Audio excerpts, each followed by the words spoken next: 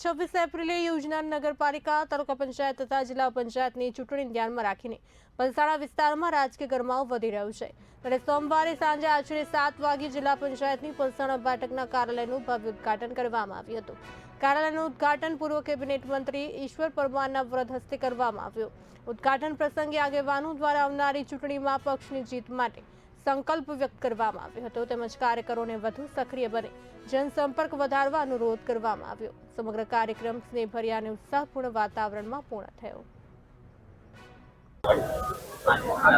સ્થાનિક સ્વરાજ્ય 2026ની યોજાઈ રહેલ ચૂંટણીના સંદર્ભે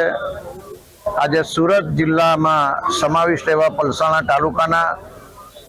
પલસાણા જિલ્લા પંચાયતની ચૂંટણીનું કાર્યાલયનું આજે શુભારંભ કરવામાં આવ્યો છે। પલસાણા જિલ્લા પંચાયતના ઉમેદવાર એવા તેજસભાઈ દેસાઈ, જિલ્લા પંચાયતમાં સમાવિષ્ટ એવી 5 તાલુકા પંચાયત બલેશ્વર 1, બલેશ્વર 2, પલસાણા 1, પલસાણા 2